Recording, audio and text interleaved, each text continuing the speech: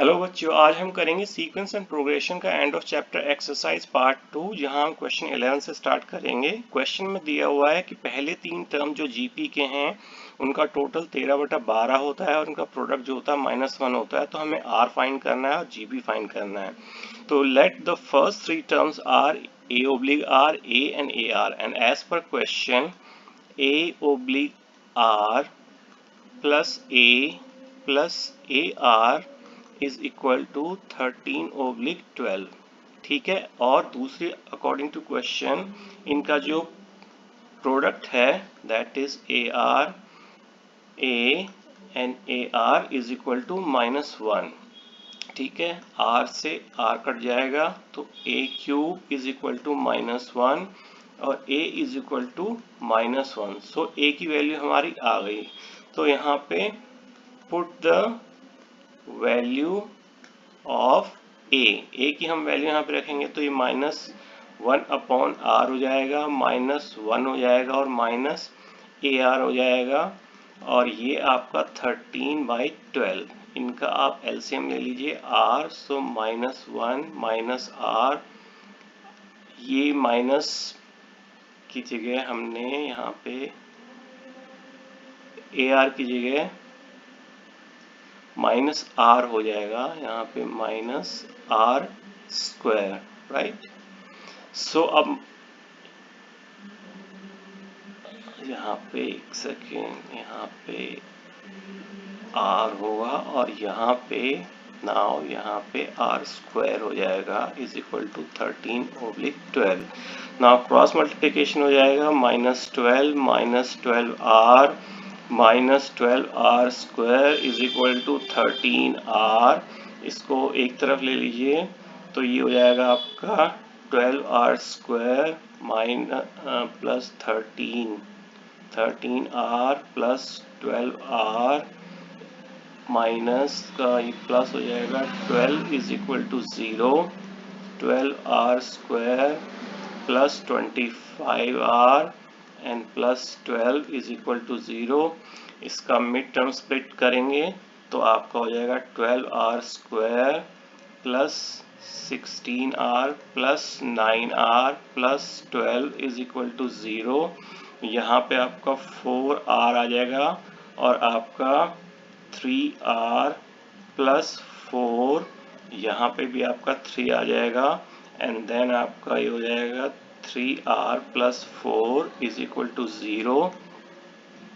अब हम इसकी वैल्यू निकाल लेते हैं। ये आ जाएगा आपका 4r plus 3 and 3r plus 4, तो r is equal to -3/4 and r is equal to -4/3। Now अब जब आप वैल्यू निकालेंगे तो आपको देखना पड़ेगा कि r क्या है।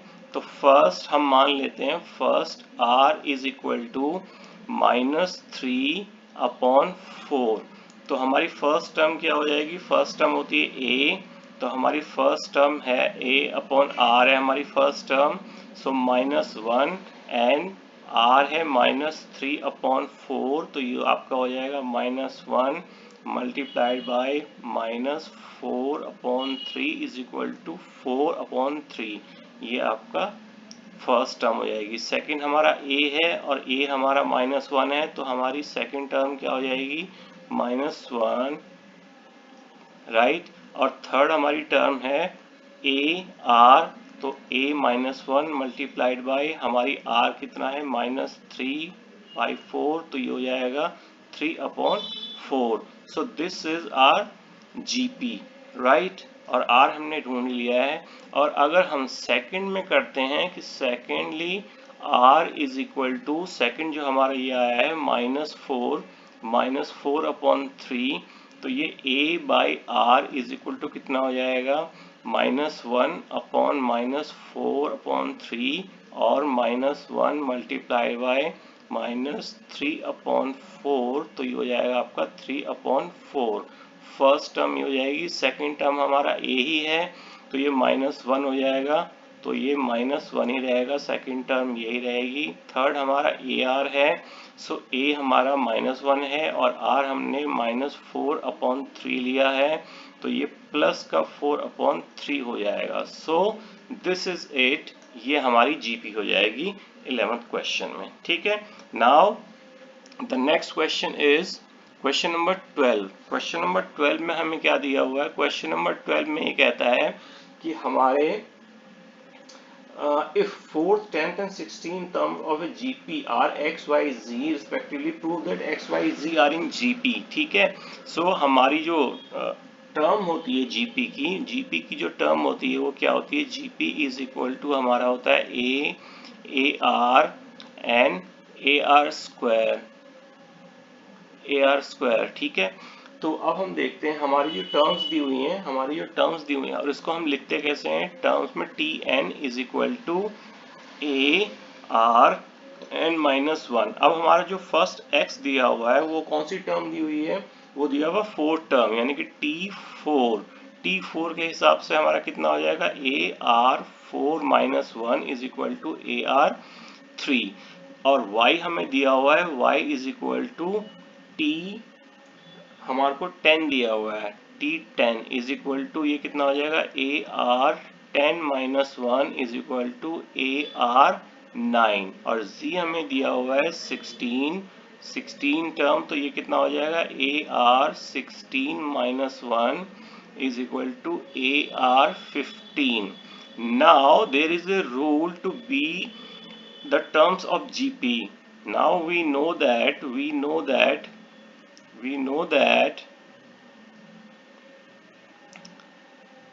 three consecutive terms are in GP if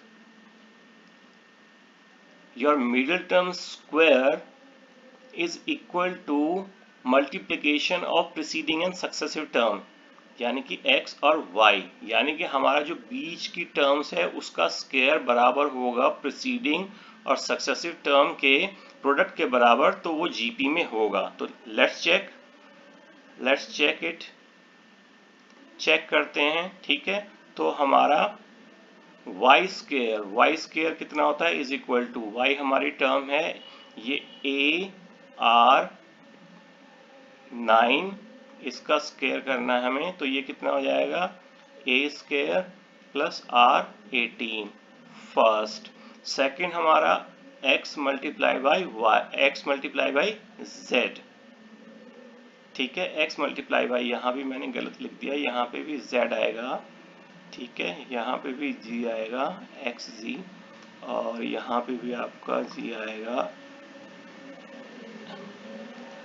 x and z is equal to, हमने x की हमारी टर्म है a r 3 multiply by a r 15, इसको हम मल्टीप्लाई करेंगे तो ए स्क्वायर और आर स्क्वायर 18 हो जाएगा 2 फ्रॉम 1 एंड 2। ये देखिए ये और ये दोनों बराबर हैं, तो obviously y square is equal to x multiply by z. So it is proved. So x, y, z are in GP। ठीक है, ये प्रूव होता है कि x, y, z इन GP में हैं। अब करते हैं क्वेश्चन नंबर 13। 3 जो हमारे एपी की जो सम है वो 26 है, and the sum of their square.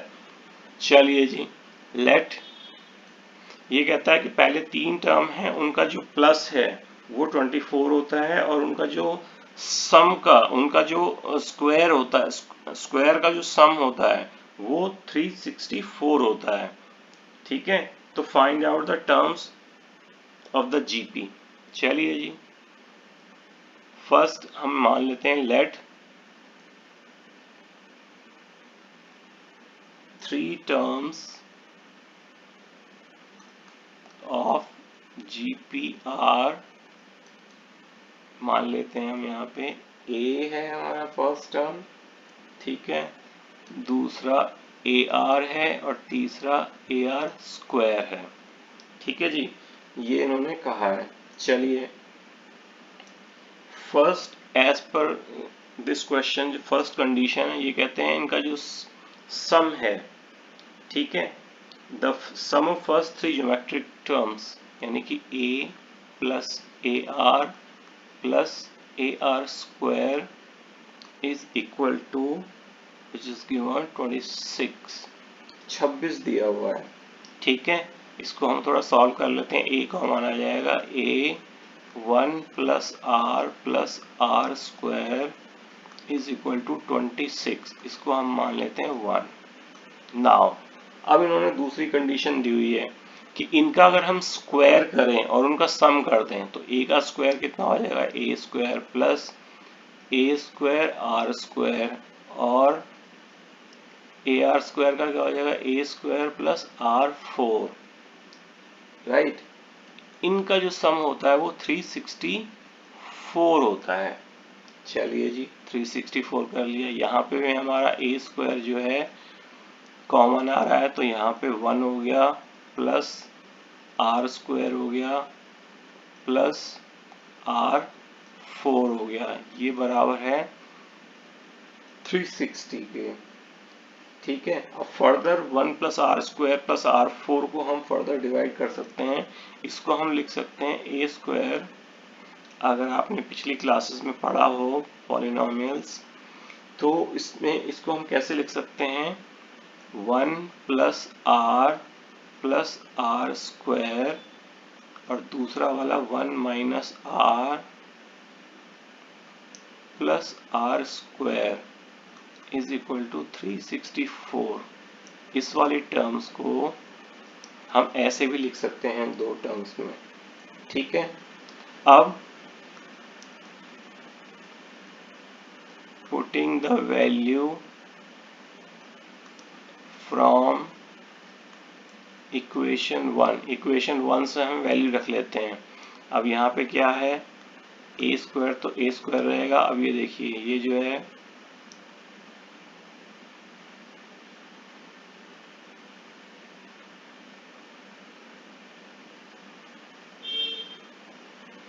ये जो है आपका, ये बिल्कुल इससे मैच कर रहा है, 1 प्लस आर स्क्वायर। ठीक है, ये बिल्कुल मैच करता है। तो हम क्या कर सकते हैं, यहाँ पे पूरी की पूरी वैल्यू रख सकते हैं यहाँ पे। तो यहाँ पे क्या हो जाएगा,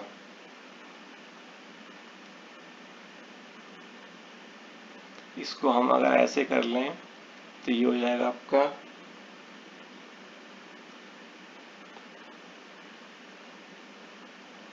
एक second,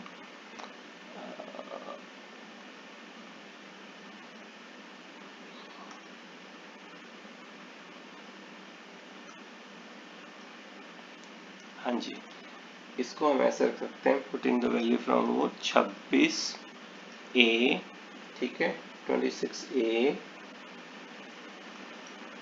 1 minus r plus r square is equal to 364। ठीक है, इसको ऐसे भी लिख सकते हैं। और यहाँ पे हम क्या कर सकते हैं, 26 को इधर ले जाएंगे, राइट, तो ये क्या हो जाएगा, a 1 minus r plus r square is equal to 364 divided by 26।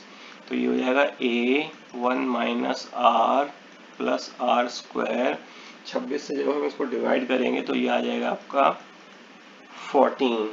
ठीक है, 14 आ गया। अब हमारी दो इक्वेशन बन गई, देखिए। ठीक है, ये आपकी इक्वेशन नंबर है 2।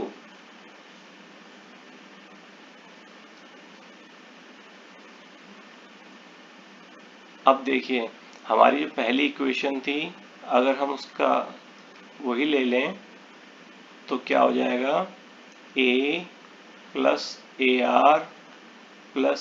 Are square is equal to 26। और यहाँ पे अब मैं दोबारा से मल्टीप्लाई कर दूँ इसमें, तो a minus a are plus AR square is equal to 14। ठीक है, जो कट है उसको काट देते हैं।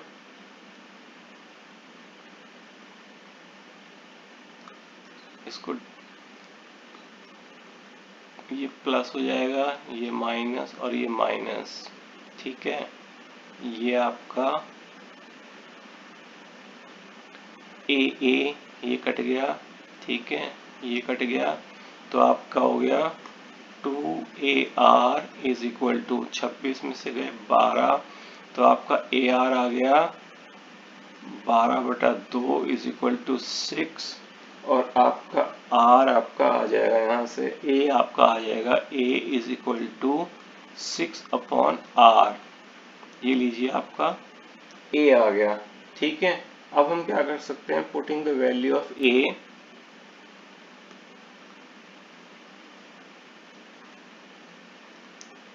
putting the value of A in equation 1 में रख देते हैं। ठीक है, इक्वेशन 1 में तो यहाँ पे क्या आ जाएगा, 6/R is equal to 1 plus R plus R square is equal to 26। ठीक है, अब इसकी क्रॉस मल्टीप्लिकेशन अगर हम करें, इसको सॉल्व कर लेते हैं। ठीक है, तो R की मल्टीप्लाई 26 से हो जाएगी, और ये हो जाएगा 6 plus 6R plus 6R square is equal to 26। अगर मैं इसको इधर ले आऊँ तो ये हो जाएगा 6R स्क्वायर प्लस 6R, ये था 26R हो जाएगा, ये 26R plus 26R plus 6 is equal to 0, तो 6R स्क्वायर, और ये हो जाएगा आपका 26 plus 32R and plus 6 is equal to 0। ठीक है,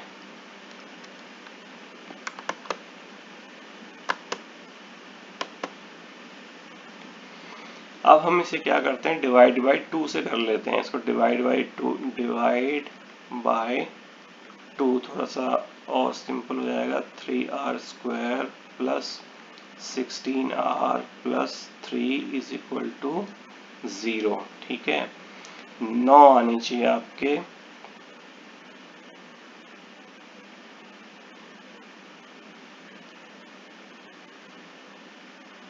ये आपके हो गए 2 16 9, ये आपके 2 से 3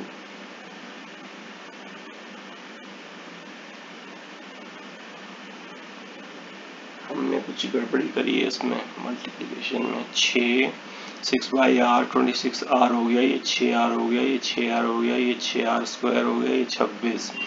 ठीक है, यहाँ पे 6R हो गया, ये 6R हो गया, ये आपका 26R यहाँ पे आ जाएगा, तो माइनस का हो जाएगा, माइनस का 26R हो जाएगा। ठीक है, ये माइनस का है, ये माइनस का, और ये तो ये आपका 20 हो जाएगा, 20 माइनस का। ठीक है, डिवाइड किया 2 से तो 20 जो है आपका 10 हो जाएगा। ठीक है, अब हम कर सकते हैं इसको,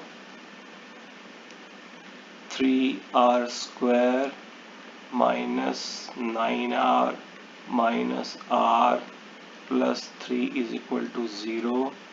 अब यहाँ से 3R आपका बाहर आ गया, तो ये बचा आपका R माइनस 3, यहाँ माइनस 1 आपका आ गया, तो ये R माइनस 3 हो गया। ठीक है, अब यहाँ पे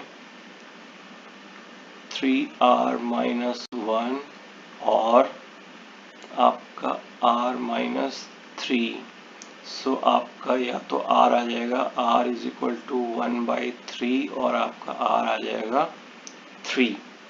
ठीक है, अब दोनों ही वैल्यू में आपको निकालना पड़ेगा। If R is equal to 3, right. अगर आपका R 3 है तो आपका GP क्या हो जाएगा? GP हमने टर्म क्या मानी थी पहले? A, तो हमारे A कितना आया है? फर्स्ट हमने टर्म मानी थी A, so A is equal to ये रहा 6 upon R, 6 upon 3 that is 2, ठीक है। दूसरी हमने मानी थी AR, तो 6 अपॉन 3 मल्टीप्लाइड बाई R, 3, तो ये हो गया आपका सेकंड टर्म आ गई आपकी 6, ठीक है। दूसरी हमने मानी थी AR square is equal to 6/3 और 3 का स्क्वायर हो जाएगा 9, 3 3 18, तो ये आपकी सीरीज हो गई जी की, सो ऑन। लेकिन अगर आप if R is equal to 1/3 मानते हैं तो क्या होगा? तो फर्स्ट टर्म थी आपकी A, जिसमें था आपका 6 upon R is equal to 6 upon 1/3 is equal to 6 multiplied by 3 upon 1, तो ये हो जाएगा आपका 18।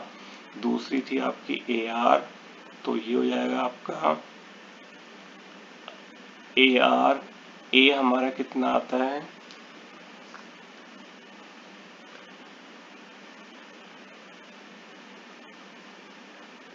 A हमारा 6/3 मल्टीप्लाई बाई R कितना है हमारा? 3, तो 3 गया, तो ये हो गया आपका 6।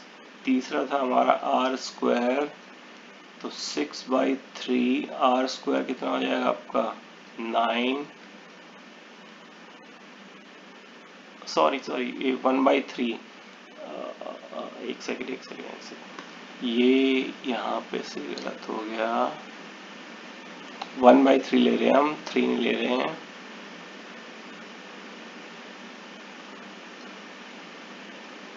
सो AR कितना हो जाएगा आपका? 6/3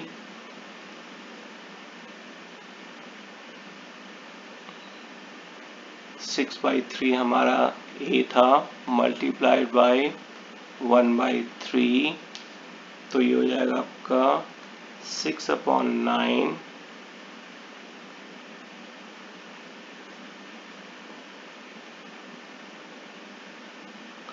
यहाँ पे 1/3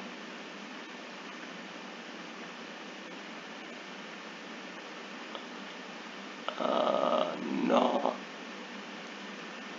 6 अपॉन 3 2,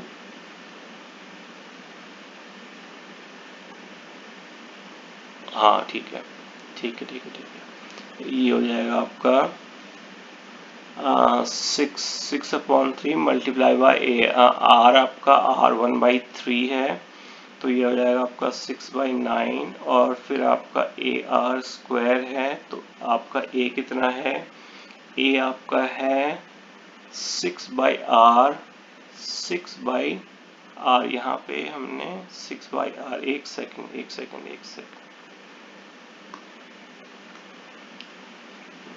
टर्म में कुछ कंफ्यूजन है। ये हमने 6 अपॉन 1/R,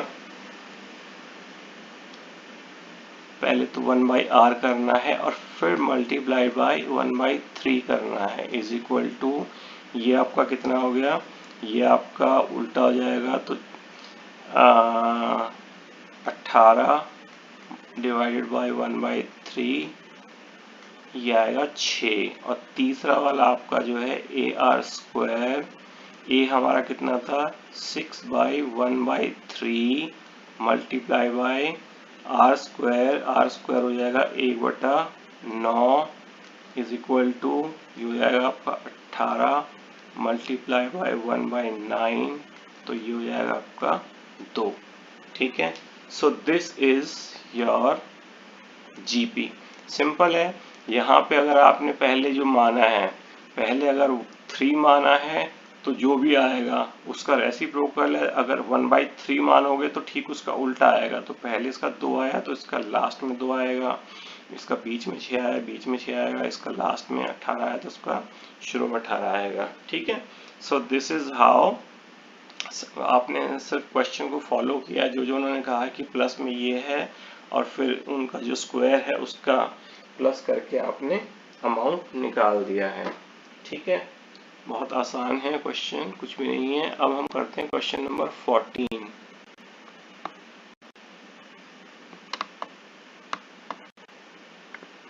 क्वेश्चन नंबर 14 देखते हैं पढ़ के क्या है। Suppose P1 is 1, P2 is 2 and n is greater than 2. So Pn is equal to P1, P2 and Pn minus 1 plus 1. Find out the value of P1, P2 and P8. Can you find a simpler recursive rule for Pn? Can you give an explicit formula? चलिए जी, हमारे को दिया हुआ है given P1 is equal to 1, P2 is equal to 2 और क्या है, और कुछ नहीं है। ठीक है, और यहाँ पे n जो है 2 से बड़ा है तो उसे कम से कम 2 की वैल्यू रखनी है। और हमारा जो फॉर्मूला दिया हुआ है इन्होंने, ठीक है, इन्होंने दिया हुआ है Pn का जो फॉर्मूला है Pn is equal to P1 plus P2 plus P3 and so on, और उसके बाद वो जाता है प्लस Pn माइनस 1 और प्लस 1। तो आपका जो Pn है वो Pn माइनस 1 तक सारा लेता है और उसमें एक और ऐड हो जाता है। ठीक है, तो ऐसे आपका वैल्यू आपकी आ रही है। ठीक है, चलिए जी इसके टर्म्स निकालते हैं। हमारे को P1 दिया हुआ है, P1 is equal to 1, P2 is equal to 2। ठीक है, P1 दिया हुआ है, सो P2 कैसे निकाला हमने, इसको देख लेते हैं।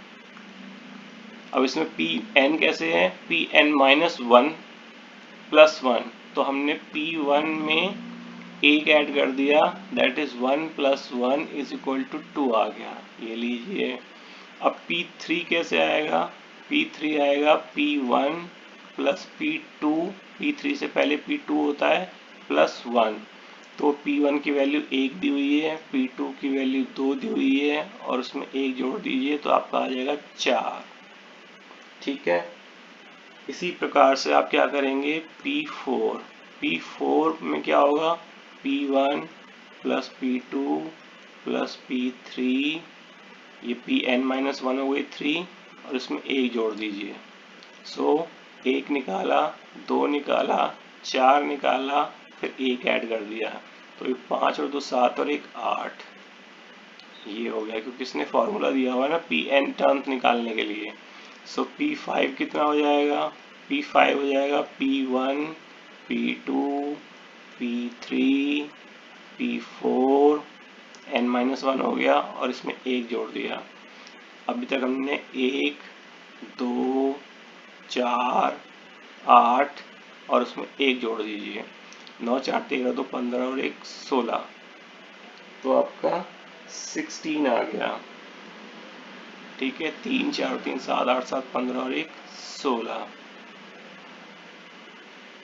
अब हमें निकालना कहाँ तक है, इसको P8 तक निकालना है। ठीक है, P6 is equal to P1 P2 P3 P4 P5, 6 minus 1 P5 हो गया, प्लस 1 कर दो। ठीक है, ये आ गई हमारी वैल्यू। तो अभी तक 1 2 4 8 16 1 3 और 4 7 15 31 और 1 32 32 हो गया। ये लीजिए आ गई आपकी वैल्यू। P7 कितनी हो जाएगी, P7 is equal to P1 P2 P3 P4 P5 P6, 7 minus 1 P6 और इसमें 1 ऐड कर दीजिए, अभी तक हमने क्या निकाला है 1 + 2 + 4 + 8 + 16 + 32 और +1 कर देंगे तो यह आएगा 1 3 7 15 31 31 63 64 ये हो गया 64 और लास्ट P8 यानी कि P1 P2 P3 P4 P5 P6 P7 8 - 1 P7 plus 1 जोड़ दीजिए। अभी तक हमने क्या निकाला है 1 + 2 + 4 + 8 + 16 + 32 + 64 + 1 ठीक है 3 4 7 8 15 15 16 31 32 33 63 64 128 now further it state that can you give a simple recursive formula। अब आप ये जो है 128 आपने कैसे लिया, आपने 128 कैसे लिया, ठीक है ये कहता है आपका रिकर्सिव फॉर्मूला। पहले सिंपल फॉर्मूला निकाल लेते हैं, ठीक है सिंपल या एक्सप्लिसिट जिसे कहते हैं explicit formula is equal to explicit formula क्या हो जाएगा आपका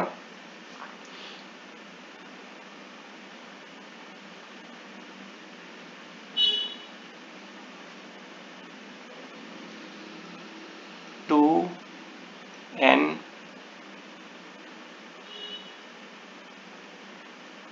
- 1 ठीक है 2 जितना भी आपका वो है पुराना ठीक है उतना रख दीजिए n - 1 जो टर्म्स है ठीक है उसको 2 से मल्टीप्लाई कर दीजिए। मैं आपको दिखा देता हूँ जैसे मान लो आपकी T10 है T आपने 6 निकालनी है ठीक है तो 2 मल्टीप्लाई कीजिए T n -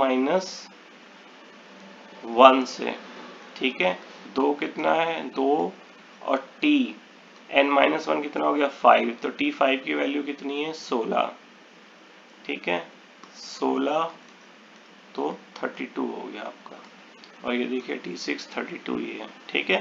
इसका रिकर्सिव फॉर्मूला क्या हो जाएगा रिकर्सिव फॉर्मूला मतलब फॉर्मूला ऐसा जो कि पिछली टर्म के बेस पे हो ठीक है पिछली टर्म्स के बेस पे हो तो ये सिंपल हो जाएगा TPn - 1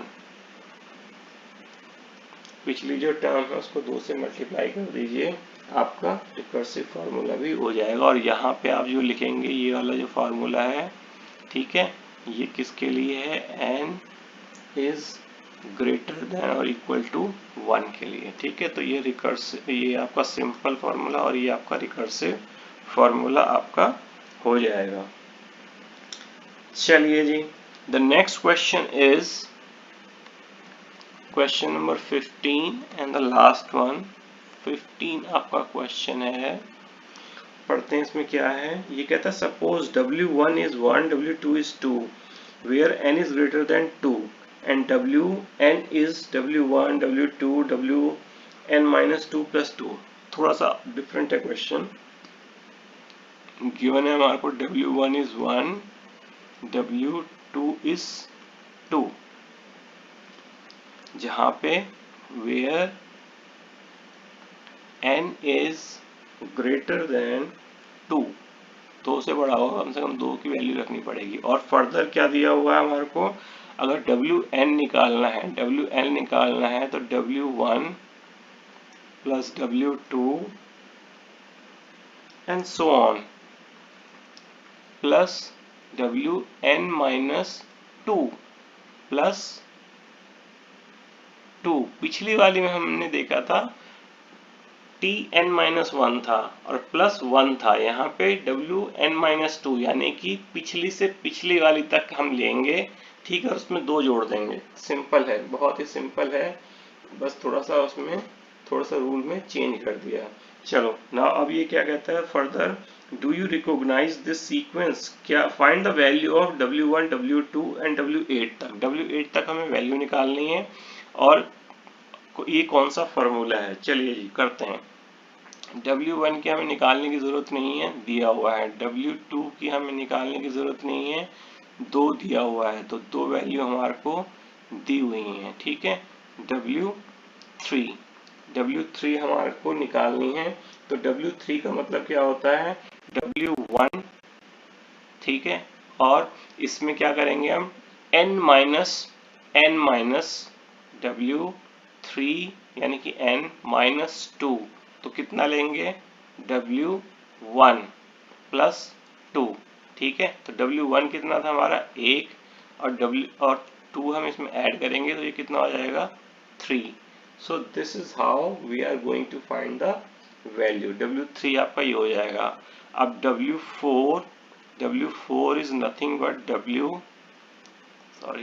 ये थोड़ा सा W4n हो गया, इसमें से -2 करिए तो ये कितना हो जाएगा W2। तो हम क्या करेंगे, W1 की वैल्यू लेंगे, W2 की वैल्यू लेंगे और उसमें 2 ऐड कर देंगे। तो W1 की वैल्यू कितनी है 1, W2 की वैल्यू कितनी है 2 और +2 कर दो तो इसमें से आ जाएगा 5, right. Then W5 minus 2 is W3, तो हम W3 तक की वैल्यू लेंगे, W1 W2 W3 plus 2 is equal to 1 plus 2 plus 3 और लास्ट में 2 ऐड कर देंगे, 1 और 3, 3 और 3 6 और 2 8 8 आ गया जी आपका, ठीक है।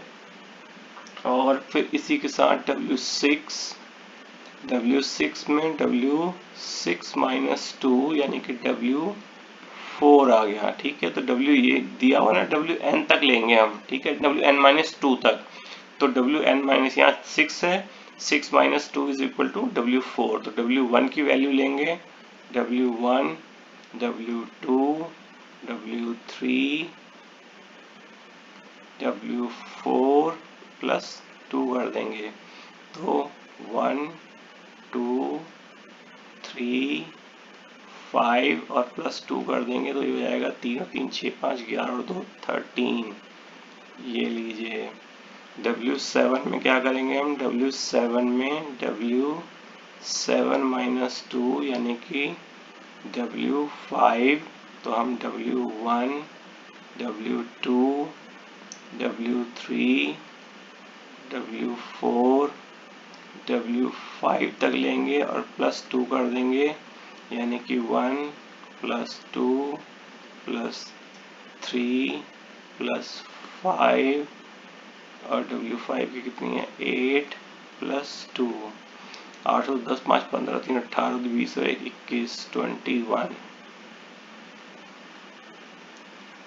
लास्ट वैल्यू W8, तो ये हो जाएगा W8 माइनस 2 यानी कि W6 यानी कि W1 W2 W3 W4 W5 W6 और प्लस 2 यानी कि 1 plus 2 plus 3 plus 5 plus 8 plus 13 plus 2, ठीक है।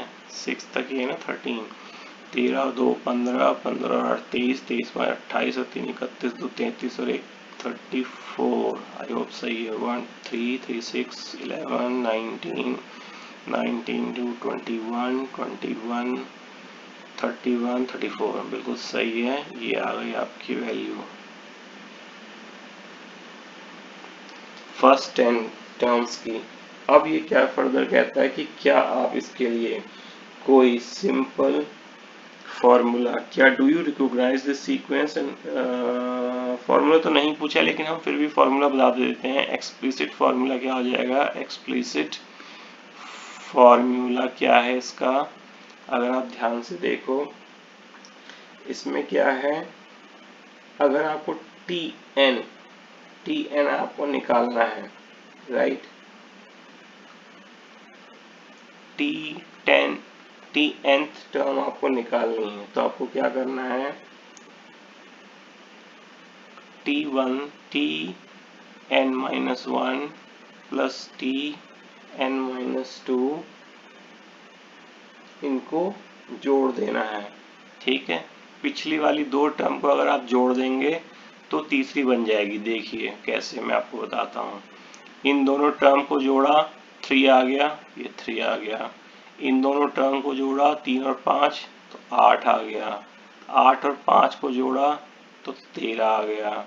13 और 8 को जोड़ा तो 21 आ गया। 21 और 13 को जोड़ा तो 24 आ गया। यानी कि हमारा जो फॉर्मूला है nth टर्म निकालने का, ठीक है, Tn-1, n से एक पहली और दूसरी पहली वाली को आप जोड़ोगे तो आपको Tn मिल जाएगा। अब ये कहता है कि ये कौन सा, क्या आप इसको रिकॉग्नाइज करते हैं? यस, हम इसको रिकॉग्नाइज करते हैं। ये कौन सा है? ये